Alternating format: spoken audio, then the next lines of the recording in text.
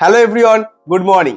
তো আজকের ভিডিওতে আমি ডিসকাস করব শর্ট নোটের ব্যাপারে, কি করে এফেক্টিভলি কম সময়ের মধ্যে পুরো শর্ট নোট বানানো যায়। কারণ তোমরা সবাই জানো যে নিট এক্সামের আগে মাল্টিপল টাইম যদি তোমাকে রিভিশন করতে হয়, তো তার জন্য শর্ট নোট খুবই ইম্পর্টেন্ট। তো চলো দেরি না করে ভিডিওটা শুরু করা যাক। তো সবার প্রথমেই যে পয়েন্ট আছে সেটা হচ্ছে ইম্পর্টেন্স অফ শর্ট নোট। কেন আমরা শর্ট নোট বানাতে চাই আর কি।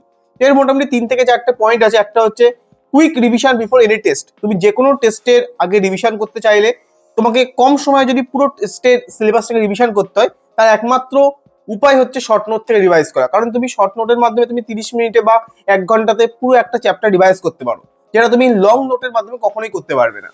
আর এর সঙ্গে হচ্ছে ফোমো অফ লং নোটস। মানে তুমি যখন দেখবে না তোমার আমার ধরো ফিজিক্সের 10টা খাতা ছিল এমআর স্যারের, তো ওইটা যদি পুরো এক্সামের আগের দিন আমাকে রিভিশন করতে হতো, তো সেটা কখনো এফেক্টিভলি সম্ভব না। তো ওই দেখেই ভয় লেগে যাবে যে এতগুলো খাতা আমি কি করে রিভাইজ করবো একদিনের মধ্যে বা পরীক্ষার 1 সপ্তাহ আগে। তো তার জন্য যদি তুমি শর্ট নোট বানিয়ে রাখো না, তুমি অনেক কম টাইমে পুরো যে সিলেবাসটা সেটা রিভাইজ করতে পারবে।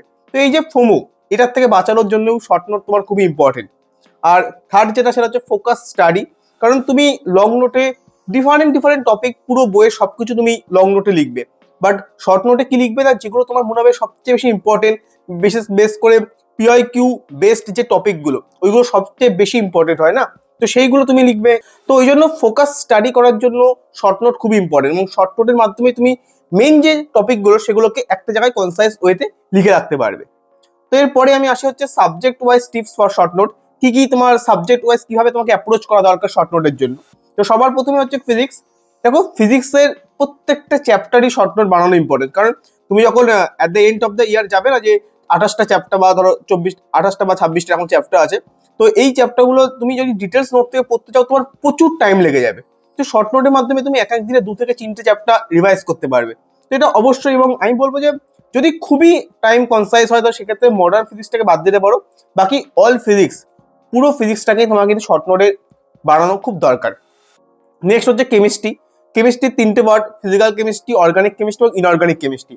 ফিজিক্যাল কেমিস্ট্রির ক্ষেত্রে প্রত্যেকটা চ্যাপ্টার ফিজিক্সের মতোই শর্ট নোট বানানো খুবই ইম্পর্টেন্ট। ইভেন রেডক্স রিয়াকশনটাও কিন্তু শর্ট নোট বানানো খুব ইম্পর্টেন্ট, ঠিক আছে। অনেকে ভাবে যে ছোট একটা চ্যাপ্টার, ওটা বানাবো না, কিন্তু ওর সঙ্গে ইনঅর্গানিক কেমিস্ট্রির অনেক লিঙ্ক আছে, তো ওইটাও অবশ্যই বানাবে। তারপর অর্গানিক কেমিস্ট্রি, এটাও মাস্ট। কারণ অর্গানিক কেমিস্ট্রি হচ্ছে পুরো ডিটেলসে রিভাইজ করতে গেলে তোমার মিনিমাম 3 থেকে 4 দিন লেগে যাবে। বাট অর্গানিক কেমিস্ট্রি যদি প্রত্যেকটা তুমি রিয়াক্ট্যান্ট, প্রোডাক্ট এবং তার রিয়েজেন্ট যে সুন্দর করে লিখে রাখো, এবং জিওসি এবং ইভেন জিওসি, আইইউপিএসসি এবং আইসোমেরিজম, এই 3টে চ্যাপ্টারের ক্ষেত্রেও কিন্তু তোমাকে শর্ট নোট বানাতে হবে। একটা হচ্ছে জিওসি, আইসোমেরিজম, আর একটা হচ্ছে আইইউপিএসসি। তোমার মনে হতে পারে যে এই 3টে চ্যাপ্টার কেন বানাবো, কিন্তু এই 3টে চ্যাপ্টারও কিন্তু খুব ইম্পর্টেন্ট, কারণ এটা হচ্ছে কোর চ্যাপ্টার। ওগুলো যদি ভালো করে পড়ো, তবেই গিয়ে লাস্টে গিয়ে তুমি রিয়াকশন যে কেমিস্ট্রি অর্গানিকের, সেটা ভালো করে করতে পারবে, ঠিক আছে। আর হচ্ছে ইনঅর্গানিক কেমিস্ট্রি। তবে আমি বলবো যে আইওসির ক্ষেত্রে অতটাও শর্ট নোট বানানো খুব একটা প্রয়োজন নেই। কারণ এর যে মেন কোর চ্যাপ্টার, একটা হচ্ছে পিরিয়ডিক টেবিল, একটা হচ্ছে কেমিক্যাল বন্ডিং, আর একটা হচ্ছে না তোমার লাস্টে যেটা আছে সেটা হচ্ছে সল্টের ব্যাপারে রয়েছে, আর তার সঙ্গে হচ্ছে ওটা কি কোঅর্ডিনেশন কম্পাউন্ড, তো যেটা। তো এই 3টে চ্যাপ্টার যেটা মেন চ্যাপ্টার, এর সঙ্গে ডিএনএ ব্লক রয়েছে এবং সল্ট অ্যানালিসিস রয়েছে, যেগুলো অতটাও শর্ট নোট বানানোর প্রয়োজন নেই। বাট তুমি প্রথমে পিরিয়ডিক টেবিল, কেমিক্যাল বন্ডিং এবং কোঅর্ডিনেশন কম্পাউন্ডের শর্ট নোট বানাতে পারো, বাট না বানালেও চলে যাবে, ঠিক আছে। কারণ আমি মেনলি ইনঅর্গানিক অত শর্ট নোট বানাতে ফোকাস করিনি। কারণ যেটা এমডি স্যারের কাছে পড়তাম, তো ওই স্যারদের নোটটা এতটাই কনসিয়াস থাকতো যে আমার মনে হয়নি যে এর থেকেও শর্টে কিছু লেখা দরকার।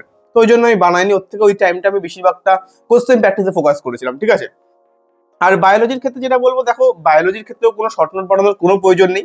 কারণ তুমি যদি বায়োলজির ক্ষেত্রে শর্ট নোট বানাতে চাও, তুমি অনেক লাইন মিস করে যাবে। তো তোমার মনে হবে যে এনসিইআরটির এই লাইনটা তো ইম্পর্টেন্ট না, তোমার মনে হবে, বাট ওই লাইনটাই ইম্পর্টেন্ট, ওই লাইন থেকে কোশ্চেন আসবে। তো আমি মনে করবো যে শর্ট নোট না বানিয়ে তুমি মাল্টিপল টাইম তুমি এনসিইআরটিতে যাও এবং সেই জায়গাগুলো হচ্ছে রিভাইজ করো।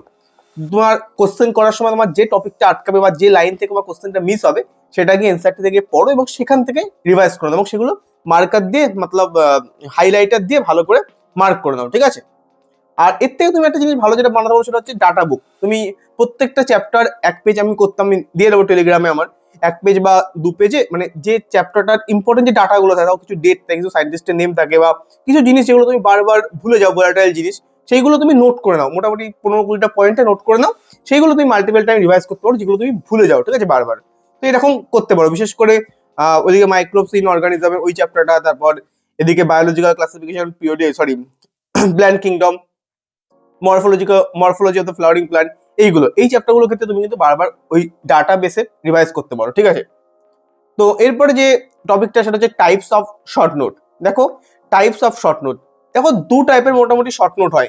একটা হচ্ছে ডিটেলস, যেখানে কিনা সমস্ত কিছু আমরা ইনক্লুড করব, কিছু সামান্য কোশ্চেনও অ্যাড করব, এবং তার সঙ্গে 80%-এরও বেশি টপিক যে শর্ট নোটের মধ্যে কভার থাকবে।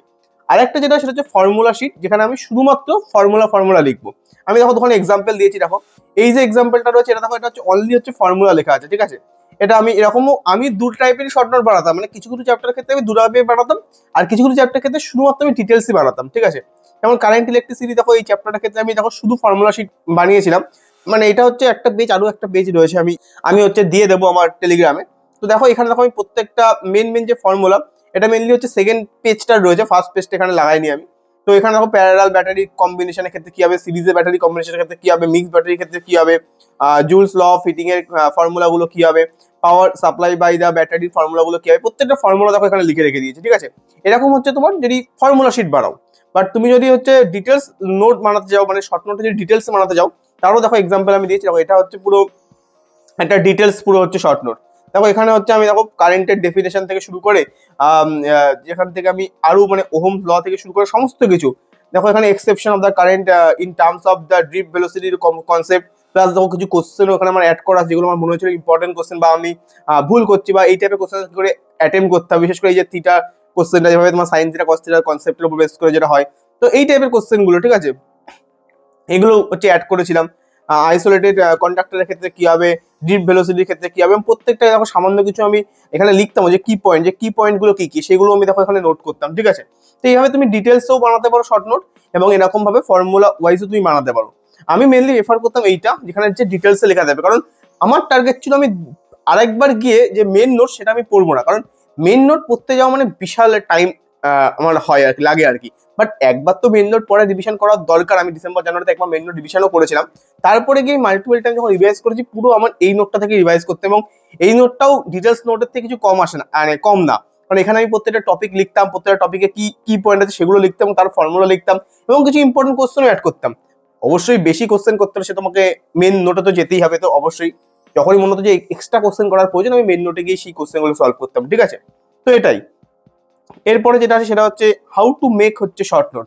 দেখো শর্ট নোট বানানোর যে মানে প্রসেস, সেটা নিয়ে একটু আমি ডিটেলসে যদি বলি, তো কি করে একটা এরকম ডিটেলস শর্ট নোট তুমি বানাবে। তো এর জন্য তোমাকে প্রথমে হচ্ছে টপিকটা লিখতে হবে। যেমন এখানে ধরো মোবিলিটিটা হচ্ছে টপিক, তো টপিকটা অবশ্যই একটা ডিফারেন্ট কালি দিয়ে লিখবে, নাহলে তোমার দুটো সেম কালি থাকলে তোমার চোখে অতটা ঠিক ফোকাস হবে না।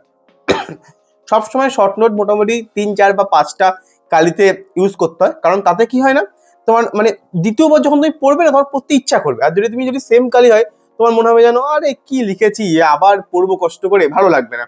ওই জন্য ডিফারেন্ট কালি ইউজ করলে এটা কি সুবিধা হয়, ঠিক আছে। তো এটাই। এবার তারপর হচ্ছে আমি ধরো ডেফিনেশন লিখতাম এবং কিওয়ার্ড লিখতাম। ডেফিনেশনের মধ্যে মেইনলি হচ্ছে ওটা কি বলতে চাই, ধর মোবিলিটি কি সেটা নিয়ে একটা ডেফিনেশন এখানে লিখলাম, ঠিক আছে। মানে হালকা করে, মানে এমন না যে বিশাল ডিটেলস দিয়ে থাকবে, সামান্যর উপর থেকে লিখতে হবে, ঠিক আছে।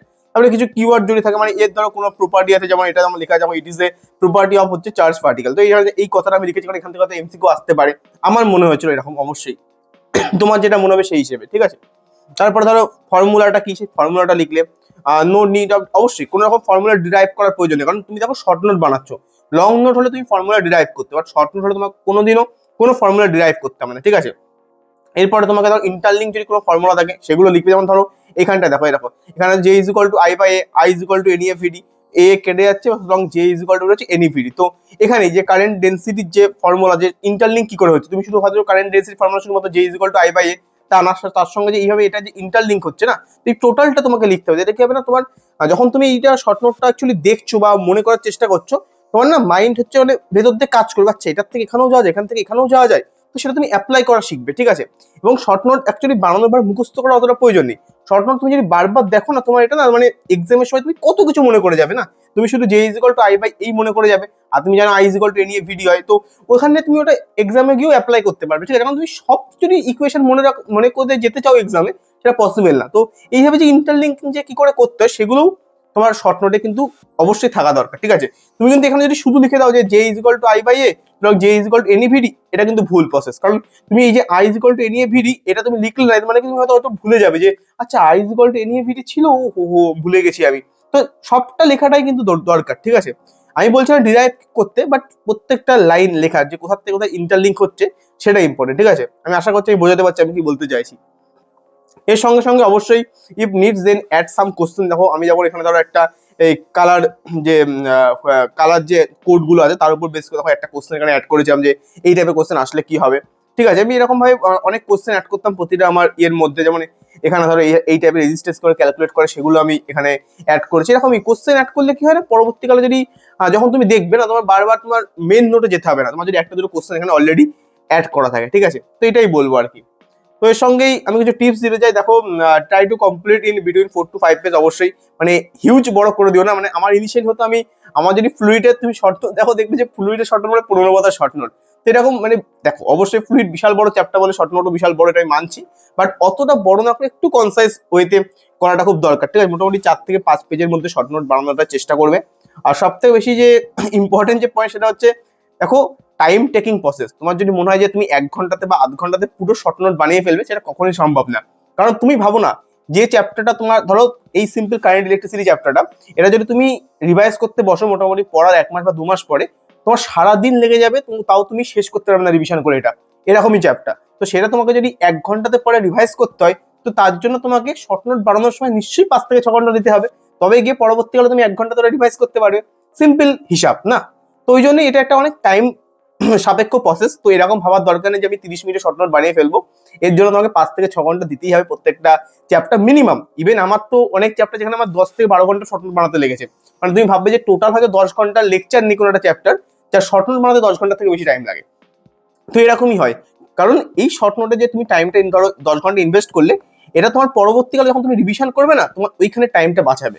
এবং তার সঙ্গে সঙ্গে তোমার মেন্টালি যে প্রেশার সেটাও কমাবে। কারণ তুমি ডিটেলস নোটে যাচ্ছ না। ডিটেলস নোটে যখন তুমি যাবে না, তোমার মানে ভয় লেগে যাবে যে তুমি যদি ফিজিক্সের খাতা দেখো যে এরকম মোটা মোটা খাতা 10টা, ঠিক এরকম বান্ডিল হবে ফিজিক্সে। তো ওই যদি আমি রিভাইজ করতে যাই না, তুমি মানে মাথা আমার পাগল হয়ে যাবে, হ্যাং করে যায় যে এত আমি কি করে রিভাইজ করবো। তো ওই জন্য শর্ট নোট বানিয়ে রিভাইজ করাটা মানে খুবই উপকারে লাগে। লাস্টের যখন তুমি যাবে, মানে এখন হয়তো মনে হচ্ছে সব রিভাইজ করে নেবো, আর যখন তুমি ওই মার্চ মাসে এপ্রিল মাসে যাবে না, তোমার মনে হয় ভাবা কি করে রিভাইজ করবো, এত এত এত পড়া কি করে পড়বো আমি। তো এটাই মনে হয়। ওই জন্য শর্ট নোটে কনসাইজ হয়ে যদি তুমি বানিয়ে রাখো, আমি বলছি না যে আমারটাই ফলো করতে, বা কোনোদিনও কোনো টপারের শর্ট নোট নিয়ে কোনোদিনও কিচ্ছু হয় না। তোমাকে এই শর্ট নোটটাকে দেখে, এক্সাম্পল দেখে তোমাকে নিজেকে বানাতে হবে। কারণ আমি এখানে লিখেছি আমার মতো করে, তুমি লিখবে তোমার মতো করে, যেটা তোমার কাজে লাগবে, ঠিক আছে। আমার নোট তোমার কোনো কাজে লাগবে না, এটাই আর কি। তাও আমি এক্সাম্পলের জন্য দিচ্ছি, কোনো সমস্যা নেই। ওখান থেকে তোমরা দেখতে পারো, দেখে অবশ্যই নিজের মতো করে বানাতে পারো, ঠিক আছে। তো আমি সেটাই বলছি, 5 থেকে 6 ঘন্টারও বেশি লাগবে একটা নোট বানাতে। তো কোনোদিনও নিজেকে কম্পেয়ার করো না যে আমার কেন এত বেশি টাইম লাগছে। আর একটা হচ্ছে যে শুধু শর্ট নোট বানালেই হবে না, শর্ট নোটকে রিভিশন করতে হবে। শর্ট নোট বানিয়ে আমি পেজ বানিয়ে সুন্দর করে লিখে 4-5টা কালি দিয়ে 2-3 দিন ওয়েস্ট করে রেখে দিয়েছি আমি বান্ডিলের মধ্যে, তা করলে হবে না। ওটাকে রিভাইজ করতে হবে প্রত্যেকটা টেস্টের আগে, বা যখনই তোমার মনে হবে যে একটু রিভিশন করার প্রয়োজন, সেটা গিয়ে কিন্তু তোমাকে রিভিশন করতে হবে, ঠিক আছে। আর কি করে বানাতে হয় দেখো, একটা আমি এক্সাম্পল দিচ্ছি। একটা A4 পেজ থাকবে, তার মোটামুটি মাঝখান দিয়ে একটা দাগ দেওয়ার দরকার নেই। মোটামুটি মাইন্ডে ভেবে নেবে যে একটা দাগ রয়েছে, এইদিকে লিখবে এইদিকে লিখবে। দেখো তুমি দেখাচ্ছি তোমাকে এক্সাম্পল, তুমি যদি দেখো এটা দেখো, দেখো এরকম এটা একটা A4 পেজ। দেখো আমি এখানে কিন্তু কোনো দাগ দিইনি, কিন্তু এদিকে দেখো পরপর লিখেছি, ঠিক আছে। যে পরপর লিখে এই পর্যন্ত গিয়েছি, তারপরে আবার দেখো এদিক থেকে লিখেছি, এদিক থেকে এই পর্যন্ত গেছি। মানে তুমি যদি ভাবো যে তুমি পরপর এরকম ভাবে কোনায় কোনায় লিখবে না, একসঙ্গে লিখবে, এরকম ভাবে যদি তুমি ভাবো না, তোমার মানে অনেকটা মানে ঘিঞ্জি টাইপের হয়ে যাবে এই জায়গাটা। তো ওইটা করবে না, ঠিক আছে। কারণ আমি শর্ট নোটে কি করি, আমরা ছোট ছোট ছোট ছোট করে লিখি না।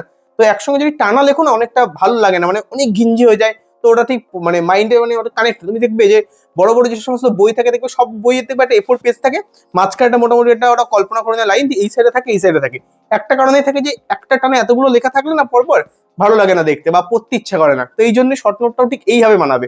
এটা হয়তো ইউনিক কিছু বললাম, তো এটা ইউনিক জিনিস, কিন্তু অনেকে বুঝতে পারে না। কিন্তু এইভাবে বানানোটা খুব দরকার শর্ট নোট। মানে তুমি শর্ট নোটের মধ্যেও যদি ক্রিয়েটিভিটি দেখাও, তোমার রিভিশন করতে অনেক ইজি হবে, ঠিক আছে।